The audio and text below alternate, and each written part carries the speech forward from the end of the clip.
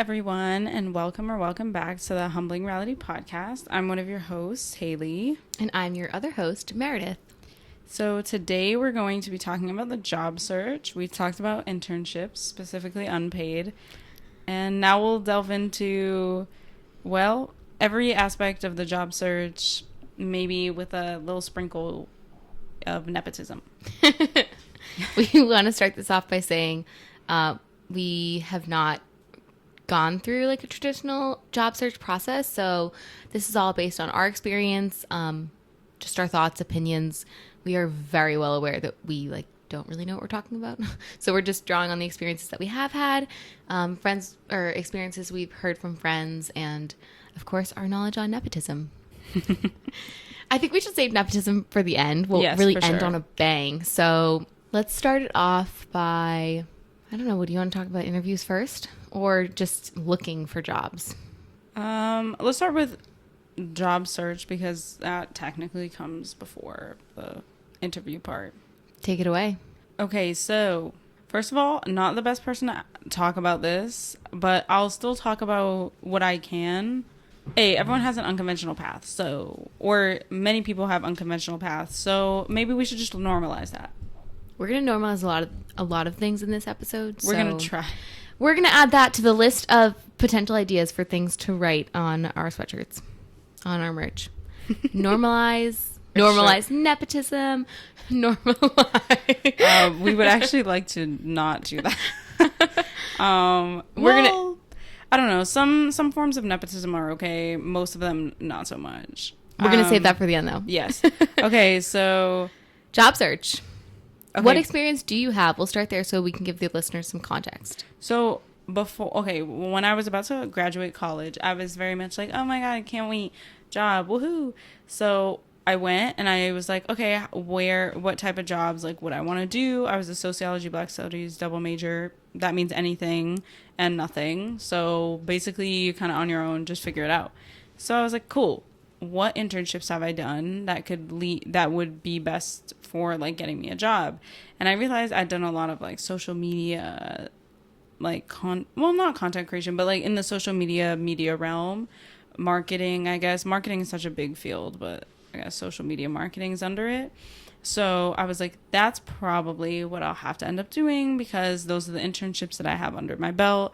And when looking for a job, they look for experience. So Obviously you kind of get cornered into whatever the heck you've done as internships, which was fine, though I didn't know if I actually wanted to do social media. So I feel like the path was just leading me there and I didn't really have any other choice at the time, unless I guess maybe certain places are always looking.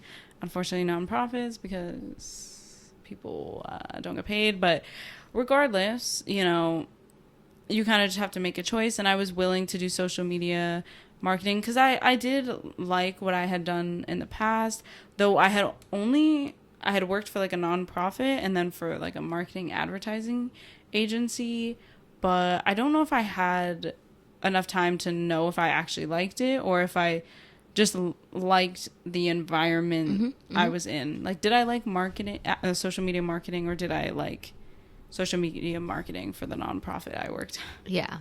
Gotcha. So over time, while like looking for jobs and applying and, I have no idea how many places I sent my resume at this point. Too many people have my phone number. But I was like, cool. And I did a number of internships. Interviews, like hoping and da-da-da-da. I still was not 100% positive, like, about anything, to be honest with you.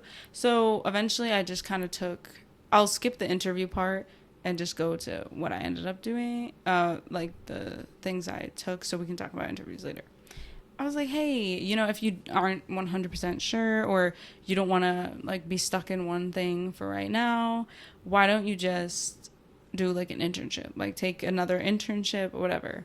Now, this is where, I've always struggled with, these two things do not go hand in hand. I've talked probably this whole podcast about unpaid internships, but I'm a complete fraud, so Haley! Don't be mad, but yeah, I'm not mad. I've taken numbers of them. I feel lied to. Don't feel lied to. I feel very strongly about it for other people, but for some reason, once again, I can absolutely gaslight myself into taking them for experience. All right, no, that's for the what we need vibes. to put on the merch. Stop gaslighting yourself. That way, when people read it, they'll be like, "You right." They'll be like, I feel like I'm being gaslit looking at this T-shirt. Let me Be like, stop gaslighting yourself. You're not. That's literally Let me gaslighting. live. If I'm like, okay, but Yes. So you did unpaid internships. Shock. Continue. I'm trying to get over the shock now. And I was kind of just trying to find, one of them was like for a podcast, like a mental health podcast, and I loved the people. I don't think they knew exactly which direction they were going though, so that's another thing. Startups or nonprofits, sometimes I'm like, babes, the organization is lacking. Yeah. But it's can see okay that. because I can understand y'all ain't got the funding for organization apparently. But we'll work on it. And I was just trying to see, honestly, for that one, if I liked podcasting enough to get into it as much as I was at the time. And so I was like, okay, we'll see. And so I did it for a couple months and I was like, yeah, let's do the podcast. So I started my own podcast, like kind of while I was doing stuff for them, but it's not like it conflicted. I wasn't doing a mental health podcast and we weren't in direct competition. Not that there was really, not that my podcast was competing with anyone. So it was competing with itself in terms of numbers. So we weren't struggling. But then after that, I took another one. Don't look at me like that. Okay. This one, I kind of convinced myself. I talked myself into taking it because I was like, Haley, this would be the optimal thing that if you were going to go into social media marketing, this is exactly what you'd want to be doing. So now you'll know if you can do social media marketing. So I was like, hey, this will be a career-life lesson. Can you do it? Do you want to? The problem is, Sorry. No, it's okay. I too am laughing on the inside. Okay, I couldn't decide by the end of it if I was 100% in either direction. I was like maybe, but I just don't know if I'd enjoy it as much as I thought I would. Gotcha. Okay. Or maybe it's also possible that I just wasn't doing exactly what I wanted to be doing. But I did like the organization. Shout out to them. I'm still working there, so I like them. I feel like they have a lot of potential and I want to do it and I want to help them a lot. But sometimes, once again, startups, you face struggles, especially when not everyone stays for that long. Like there's a lot of turnover and people just aren't really getting paid and no one's working like full time. So it's a struggle. But it's okay because they cool. And maybe one day they'll make it. Shout out, if any celebrity happens to ever listen to this, any athlete, LeBron James, Kyrie Irving, Kevin Durant, J.R. Smith, anyone, DM me. DM the podcast and then I'll DM you from my personal because we're looking for people to hype them up. It's CADSA, the Coalition of African Diasporic Student Athletes, okay? Y'all are advocates. I know you are. I know y'all want to help black people, black student athletes, so hit me up, please. Put your money do the where due your mouth diligence. is. LeBron James, you do enough, but like if you also would just like to speak on a panel, we wouldn't say no. And so then I was like, you know what? I ain't gonna lie. Can't do this. Not that I can't do it, but I realized I think that it's just something I'd probably do because I want to, but not something that'll probably make me like enough money to survive. Yeah. Especially not right now. That's a problem, once again, nonprofits. They don't pay well, even if they do pay. And if they don't pay, well, then they don't pay. So I was like, okay, now what? And obviously I have this podcast. Still have it. We still got her. And I've changed it probably 8 times. So oopsies. We'll see what's going on. But I don't know. I see people out there making money doing podcasting, and I know maybe they know people or maybe they were famous already, but hey, never say never. That's enough. Yeah, we're just figuring it out over here. Basically. I also have, trust me, I have created so many companies. I have so many plans on paper. If anyone ever gets a hold of my Google Drive, and they have money, the world that we could have would be insane. Yeah. And then the companies that I've created, woo, babes. So many ideas. I'm waiting until I meet the right people. Yeah. Networking. Kind of going. I can't network though because I have anxiety. I'm sorry. I have diagnosed myself with anxiety, but I really can't.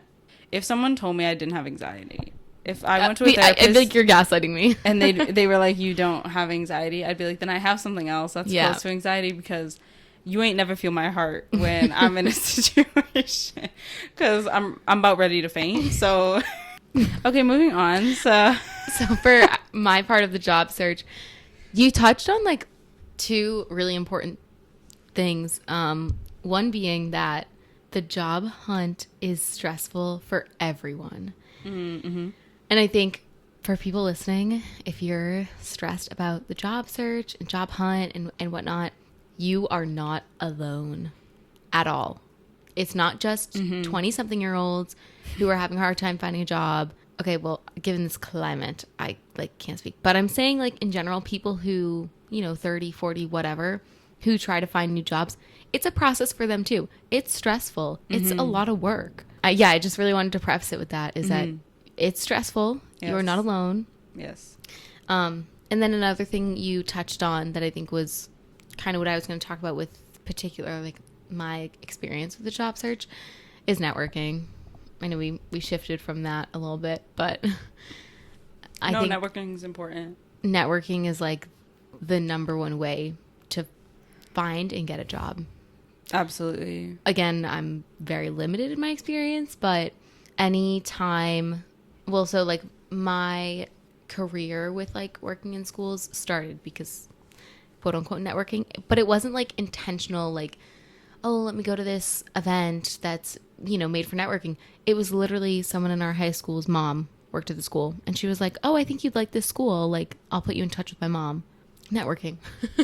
Like, again, not intentionally being like, oh, hey, I'm here looking for a job, but literally just being like, oh yeah, I'm interested in teaching, and talk to my parents' friends, and they're like, oh, like, what are you interested in? Like, my wife works at this school, or my husband is a math teacher in that district. Like, maybe you could talk to him and see if you're interested in and whatnot. So I think, I really think when I think networking, at least when I was little, I thought like, business, but networking is like legit every single profession. Yeah, you don't even have to think about it as networking. A lot of people try to be like... Yeah, so those are the important messages that I thought were really kind of going to tie into my experience. And then, like I said, my personal experience with a job hunt was networking. So yes, I think networking is very important. I remember when I was in school, they talked about the like Amherst alumni network a lot, and basically, this is another reason why going to like acclaimed schools will always technically like get you further if you want them to. Yeah. Because the Amherst alumni network is basically anywhere you want to go, there's someone who will look at like, oh, you went to Amherst too, you're hired. That's basically how it works. I mean, obviously you'll have to go through like an interview or whatever, but it's not as for the most part, they're like, they went to Amherst, they graduated with a degree, they had a 3.7 GPA. Congratulations, you're hired. Yeah. Because it's just, we know you got into this incredibly difficult to get into school, and then you did well in said school, and your major somewhat at least aligns with it, and you did a good interview. It's a wrap. Yeah. Thank you for coming. Your seat in your desk will be right here. With welcome, an Amherst College Monday morning. Yeah, with an Amherst College cup and sweatshirt awaiting you. Welcome to the team. Is that nepotism? Because I thought nepotism was strictly familial. Oh, I don't consider that nepotism. Okay. I just consider it taking advantage of your privileges. There's different levels of privilege. I feel like people don't understand this. So the reason sometimes I don't get mad at nepotism is, baby, I can promise you, if you are dumb, you ain't getting into this school, regardless of nepotism. Yeah. If your GPA in high school is a 1.5, you ain't getting here. Okay. Right, they're not trying to ruin their GPA just for you. Exactly. I mean, they're not trying to ruin the reputation. So y'all got to relax a little bit. Now, sure, they could have a 3.2, but at the end of the day, that's not stupid. And they can only, they get into the school, but that doesn't mean they'll strive or they'll thrive. Like, so they have to do that on their own. So relax. That's the one part I'll give nepotism kids is sometimes they get a bad rap because it's like, how do you know I got in because of nepotism instead of the fact that maybe I'm just smart? I don't know. But it also like annoys me when they're like, I worked really hard to get here. Okay, well, pump the brakes also. Because you can be smart and also understand that your dad is a billionaire. Yes. Okay? Yes. Both things can be true. You can be both. Two truths. Two truths can exist at the same time. We've talked about it. Yep. It just like, yeah. I guess you got to know your place for me to be okay with it. Yeah, no. Not Be even humble. okay with Still it. be humble. But like to have a different respect for the person. Like know that you're here partly because of privilege. Partly. Yeah, also, To whatever degree, but partly yes. if your entire familial line has gone to said school, baby, I hope you understand. They looked at your last name. They said, oh, the library Carol that we're and in? Bobby and John and Chris. Oh, your aunt, uncle, your mom, your dad. They also went here. Congratulations. Welcome to school. Yeah. You have to understand that as well. Yeah. They also do care about who's coming, and mainly if they know that you will likely actually accept going to that school. Like, because at the end of the day, I'm sure some people apply to Amherst College of safety. Whatever that means. So, aka they're trying to go to Stanford, Harvard, Yale, like whatever. And people do that, and people will be like, yeah, it's on my list, but I also got into Harvard, Princeton, Brown, Yale, and I think I'll end up going to Harvard. So they also do want to know that some people have ties to the school and will 100% enroll. So yeah, they give you a little bit of a boost. Understand that too. You can't come in and be like, Yeah, there's a balance. my grandfather, my first baby picture, I was in an Amherst hoodie and think because grandpa and grandma went there and think that has no play on you potentially getting in. You'll never know. It might have been your grades. It might have been those extracurriculars. It may have been grandma and grandpa. You won't know. It could have been a combination of all of them. Yeah, just humble yourself. Yeah. Just a little bit. There's a balance. So they're in the school. They got the job interview. Let's talk interviews. I suck at interviews. I am the last person to answer this question because I get very anxious. I don't know. I think the nerves just hit me. I don't think anyone likes rejection or whatever, but I said in a previous episode that I really notice, like I really take note of people's reactions to things. So if I feel like I'm not doing well, that makes me more anxious. Yeah. And that makes it go worse. So, but okay, everyone has anxiety and healthy anxiety. That's what people say, right? So at the end of the day, this is tough. I'd say just be confident in yourself, like have faith in yourself. Companies will know 100% if you're actually interested in working there, like if you have any stake in the game to work there, or if you simply want a paycheck. Yeah. They say it all the time. Do I think you should be penalized for just wanting a paycheck? No. But at the end of the day, they'll always find someone who actually somehow cares about like Wall Street, like in a serious manner. So it is what it is. If you get passed over for that, there's really nothing you can do. But yeah, I would say before you go in, learn about the company or wherever you're applying, do basic research. Okay? A lot of times you can fake it till you make it, but you can't completely fake it till you make it. If you know nothing about the company, you're not making it. Because they're not going to give away enough information for you to figure out how to finesse. Yeah. So look up a little bit. Sometimes LinkedIn can be your best friend sometimes. If you know who's interviewing you, do a little research. They like to know if you want to ask a personalized question. Like, oh, I see that you previously worked here. How is this place compared to your former job? What would you do? But hey, I'm telling you, people just want to know you care. Yeah. Sometimes, at the end of the days, we all have our own feelings deep inside our corporate brains. Okay. So sometimes, they'll ask 1,000 questions to 1,000 people. And if you ask them something maybe a little bit more personalized that no one else has asked them, a question that's completely different from what they've been asked before. Because, you know, I'm sure. So what's a day like? What's a day like in the they job? don't. They're I mean, like, seriously? yeah. They'll What do you answer the think- question, but they're like, Yeah, what do you think you'll be doing? Yeah. That's what you'll be doing. So try to make it a little unique. It's not every question has to be super unique. You can ask a basic question, that's okay. But remember, they're comparing you to other people. It is technically a competition. So try to make yourself stand out in a positive way, non-negative way. And make sure you're nice to the janitor and custodian. yeah, even if you're not 100% confident, pretend like you are, or try your best not to let nerves show, because I swear they can smell anxiety from a mile away. They can smell like small bouts of like doubt from a mile away. I don't know what possesses them or how they have those powers, but they do.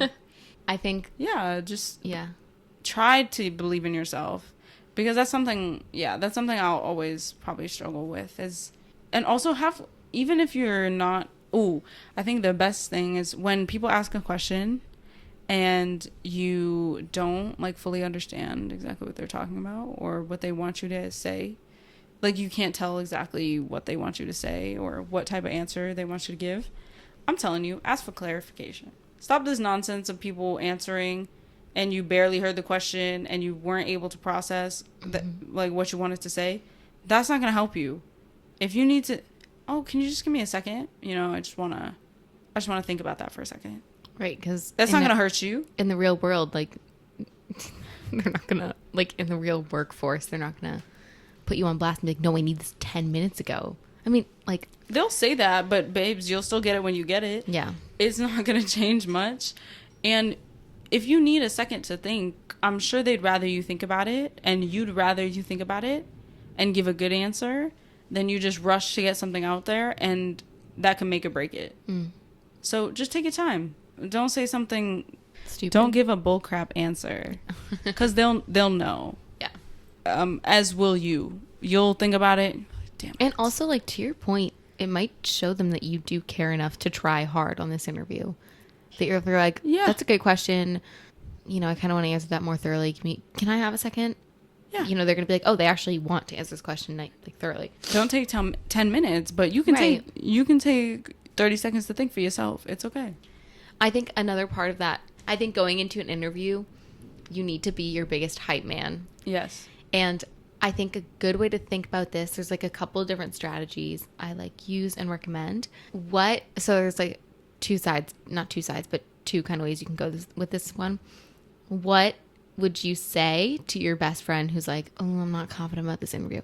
Like, what words would you use to them? Would you, like, you would say really encouraging things. Yeah. Say those to yourself. And kind of like similar to that, what would your best friend say to you? And like internalize that. Even if you're just pretending to believe those things, and maybe you're like, I don't actually believe it. Nope. For the 45 minutes or whatever, how long the interview is, that's true. That is the only truth that you have to focus on. That's the only time you can gaslight yourself. Yes, that's the only time you can gaslight yourself. Is when it's for a job. And I think another one I think works for me personally, because I have a hard time being like, what would my friends say? I'm like, I don't know what they'd say, because I'm so like in my head. Writing down your affirmations. Meredith is sticking to the affirmation thing. I think affirmations She's driving it home. So powerful. Whatever works for you. So whether that be like writing it down, pen and paper, writing it in your notes app, saying it out loud to yourself, typing it, whatever. Just putting that out there and like repeating it and gaslighting yourself. This is another time it's okay to gaslight yourself. And just convincing yourself to believe it. So I wrote some down for anyone who needs it. Haley, you're going to repeat after me, okay? Oh, I didn't realize this was okay. I'm not going to repeat after myself. Me doing affirmations. I didn't realize on it was podcast. an echo, but let's go. You ready? Sure. I am smart. I am smart. I am capable. I am capable. I am brave. I am brave. I am honest. I am honest. I am competent. I am competent. I am a ray of sunshine. I am a ray of sunshine. I am a hard worker. I'm a hard worker. I can show them the best version of myself. I can show them the best version of myself. How do you feel? Do you feel empowered? I almost wanted to laugh the entire time. Okay, but that's because we're like, I'm like, Haley, say this. But You know what it felt like? It felt like we were in the movie The Help. I did not know. You cannot say that on this podcast. You've never The Help seen with Sex Octavia in the City. Spencer. No, okay. No. We are not comparing the two. Octavia Spencer? I know who that is, yeah. No, there's no way you haven't seen The Help. I haven't seen The Help. You know you haven't seen The Help. Correct. Okay, so we are going to watch a film before. It'll be 1984 and The Help, because I can't.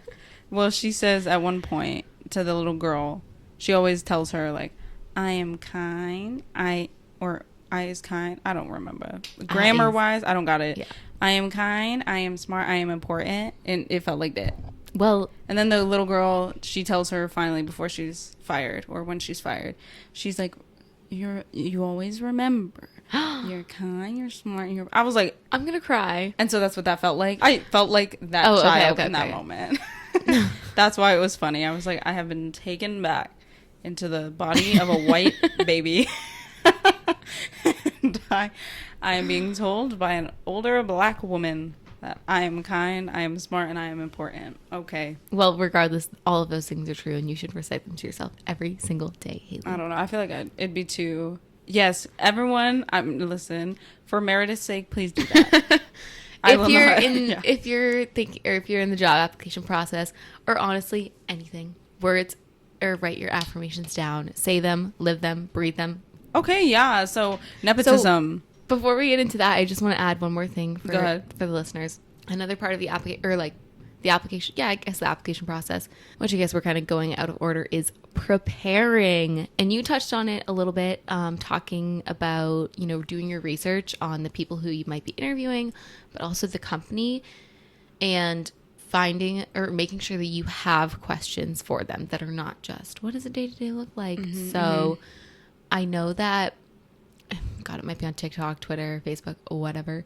People are like, if you ask a company, like, what's the work environment like? And they respond with, it's like a family here, that it's a huge red flag. I do not know the validity of that statement.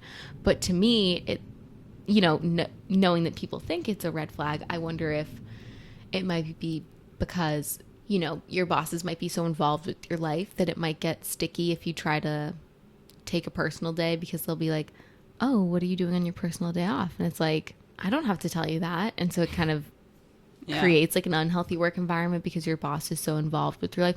Again, don't know the validity. I was just trying to understand why people thought of it as a red flag, but I want to throw that out there.